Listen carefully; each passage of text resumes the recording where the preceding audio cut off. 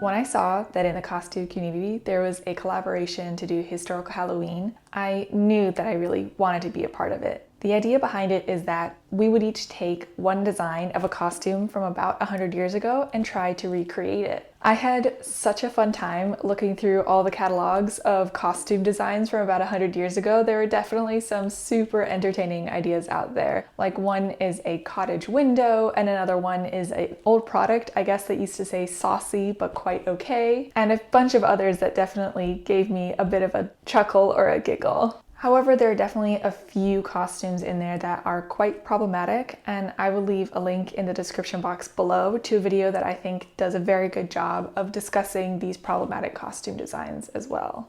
But when looking through the different costume catalogs, I came across this page that had a design for the Four Seasons from the 1920s, and I really like how they looked. And as fall is my absolute favorite season, I knew that I really wanted to recreate the autumn costume. When I took a look at this particular costume design, I wanted to see how I could best recreate each of the different parts, starting with the dress. And I actually managed to find a 1920s dress pattern online for free that I thought I could modify in order to make work for this costume idea. I think I am going to have to bring up the hip line a little bit, not add any collars or sleeves, and also kind of make the collar from a U shape to more of a V-neck in order to match the design better. And as I was inspecting this pattern more closely, or the design more closely, I actually noticed that the fabric has these leaves on it, so I'm going to try and see if I can find a fabric with some printed leaves on it as well. Speaking of the fabric design, I also was trying to think about what colors this costume might have. This was unfortunately not one of the costumes that had a color page printout, nor any suggestions on what colors it should be. So I was originally thinking some autumnal golds, reds, oranges, browns, but then I saw that the headpiece or headdress is actually a spiderweb, which reads a little spookier to me. So I decided to go with a dress that was mainly orange, and then the accent pieces, like the wrap around the hip and the headpiece, is going to be in a purple and black. Speaking of the headpiece, that was the other bit of this costume that had me a little bit worried on how I was going to recreate this exactly. The hairstyle, first of all, seems to be made for someone with quite short hair, and I don't have short hair. However, I did find this beautiful picture from the 1920s of a woman wearing her braids in a way that I think I can style my hair and kind of add that volume around the ears to kind of recreate the hairstyle as best as I can. The other thing that had me a little confused is exactly how she got the hair wrap together with the long pieces flowing out behind her to work. After doing a little bit of research, it seems like this is actually a pretty popular style in the 1920s, and I found some 1920s tutorials on how to actually turn a scarf into a hair wrap like that. So I think I'm going to use a piece of fabric as my scarf to recreate that look. The last bit of this outfit is actually that headdress, which I really love. It actually looks very much, at least to my eye, like the 1920s theater performers, I think, that had kind of those similar headpieces on when they performed. And I think that they're absolutely beautiful, and I'm really excited to try to recreate one of those looks, and I think I'm going to try to do it with a headband. So I hope that this will work out. I have my undergarments already that I made in a previous video, so now it's just time for me to actually make the rest of the costume.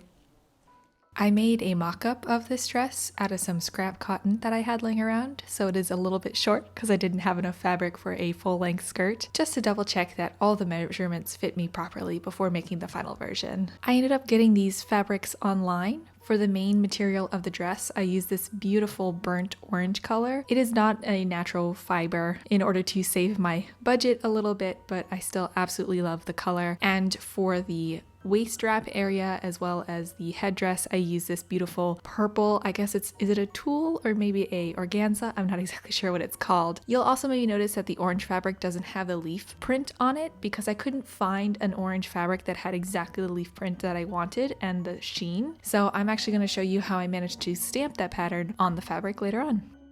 Before stamping the pattern on the fabric, in order to make it a little bit easier on myself with the pattern matching, I decided to cut the pieces out first. I wish I would have been a little bit more careful with this because I didn't have quite enough fabric after I cut this to make a full-length non-tiered skirt to match the original mock-up more closely, but because I wasn't careful in cutting out, I ended up having to make a tiered skirt rather than just a non-tiered smooth straight skirt like the original design called for. But I still really ended up liking how it looked, even if it wasn't exactly the original pattern.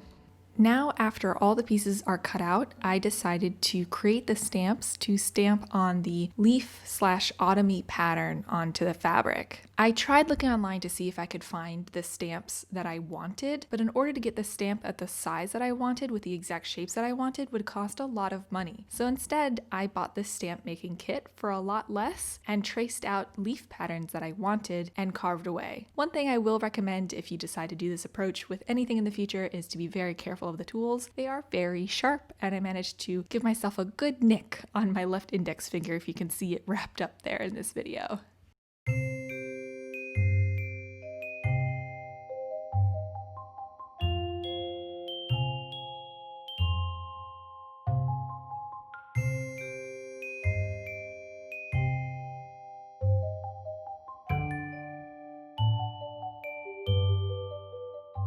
After creating the stamps, I decided to try out a few different fabric stamp colors to see exactly which one I wanted to use. I started off with a red color, and it did say to paint and roll it on, but I ended up getting my fingers also absolutely covered in this fabric paint, so it was a bit messy, but luckily everything washes off with water.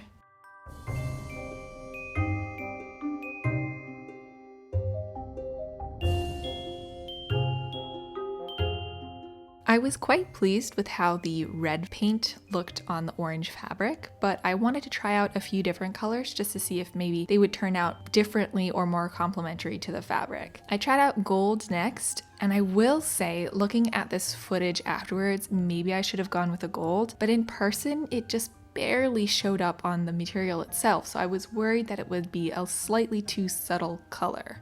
I also tried out some purple fabric paint, just because I thought it might be nice for the leaves on the dress fabric to maybe match the complementary fabric color, but I think that it is far too dark and contrasting with the orange fabric to really work. So in comparing the red, the gold, and the purple fabric paint to each other, I ended up choosing the red leaves, although once again, in hindsight, I think maybe the gold would have been a nicer, more subtle touch. So after choosing the red paint color, it was then time to do a whole bunch of stamping. I tried to make the patterns of the leaves match on the front and back pieces as well as the skirt pieces. This way the pattern matching would only be in my stamping process rather than in trying to cut it out from the fabric itself.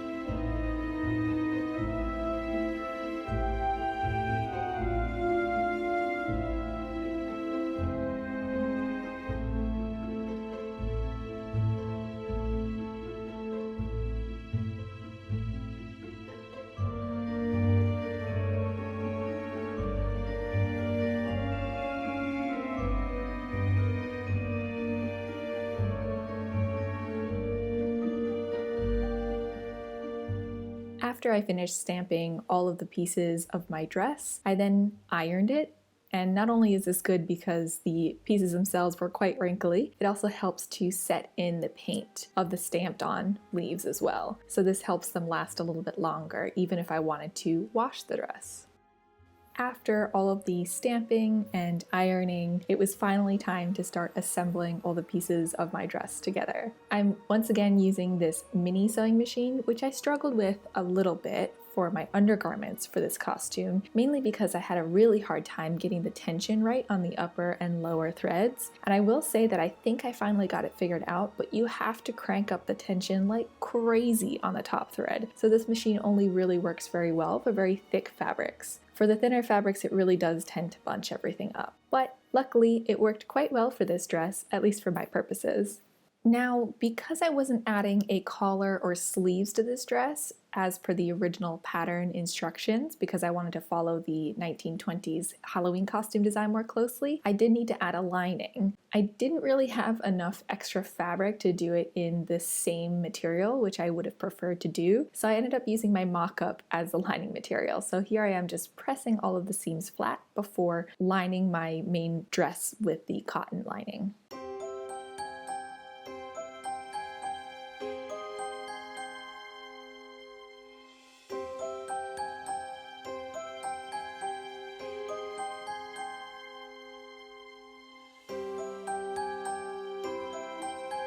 I don't know why I struggled so hard with this lining, but if someone has a tutorial on how to do this better, I kept on messing up. So here I sewed, instead of wrong sides together, I sewed a wrong side to a right side. So I had to unpick everything and restitch everything around the armholes. And I triple checked everything to make sure that it all fit together properly. And so you can see here, after I'm done with the armhole seams, it actually looks appropriate now, where the right sides are facing each other, and when you turn it inside out, it actually has a nice clean seam at the armhole. But I don't even know how I managed to do this, but I couldn't turn my lining the right way out after sewing all the armholes and the neck piece together. It just wouldn't turn the right way around.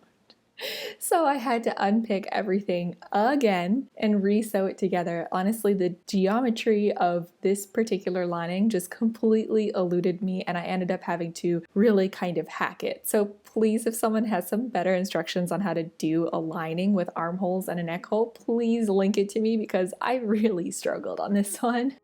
Now, because the lining is such a different color and noticeable color from the main outer fabric of my dress, I did take the time to iron all the seams out as carefully as I could to see if I could maybe hide that inner lining as best as possible. It's not perfect, and once again, I wish I had gotten a little bit more fabric, or at least fabric that had a complementary color for the lining, but I think it ended up being okay, and it is just a Halloween costume, so it won't be something that I'll typically be wearing. After finally finishing the struggle with the top portion of the dress, I attached the two flounces to each other, hemmed them, and then attached that to the top gathered portion of the dress to actually complete the main portion of the costume.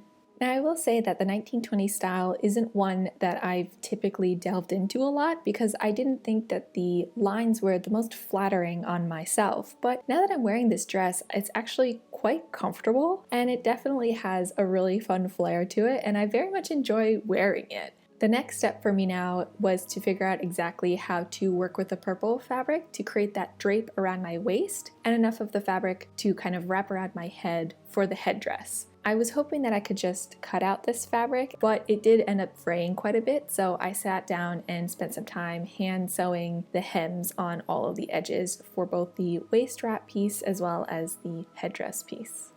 Now, if you refer back to the original costume design drawing, you'll see that around the waist and the shoulders, there seem to be like bunches of autumnal bouquets or leaves, flowers, something like that. I wish there was a little bit more color to it, but it did look like some beautiful foliage and flowers were arranged around where the waist had a gathering as well as around the shoulder pieces. So I went to my local craft store and I bought a bunch of fall foliage and some autumnal flowers, and decided to create my own brooches to pin to each of my shoulders as well as around my hip to wear with a costume. Maybe hot glue would have been easier to work with than the metal wire I decided to use to attach the different branches to each other, as well as attach the finished arrangements to the brooches, but it was very sturdy, so it did last me a long time, and it was very secure on the brooch. So it did end up working, although it was quite rough on my hands. I would recommend needle nose pliers if you're doing something similar.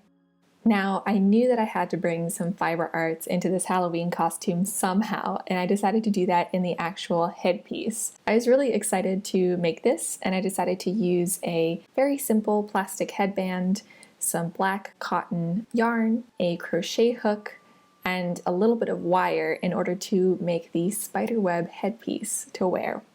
I wasn't really following any sort of instructions or anything. I just kind of eyeballed it as best as I could by wrapping the wire around the headband a few times. I wish I maybe would have added a few more wires to create more of like a spiderweb look in my finished headpiece, but I will say that it was really fun and I've never worn anything like this before, so I definitely felt very eye-catching.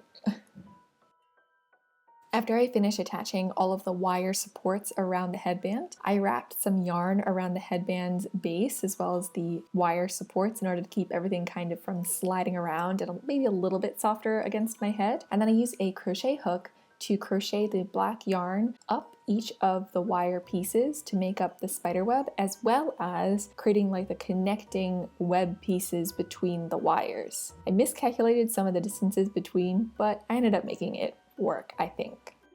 I will say it is definitely a look to have this spiderweb headdress on, and it was actually the last piece that I needed to make my Halloween costume.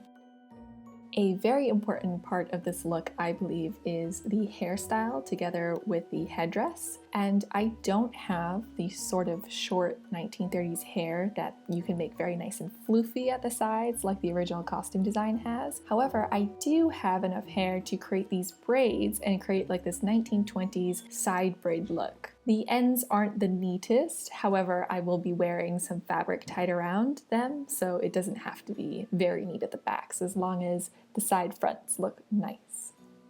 I found a few original 1920s tutorials on how to actually tie a scarf together to make this similar head wrap look that I was going for, and I ended up following that in order to pre-tie this piece of fabric such that I could have the easiest time putting it on together with the braids.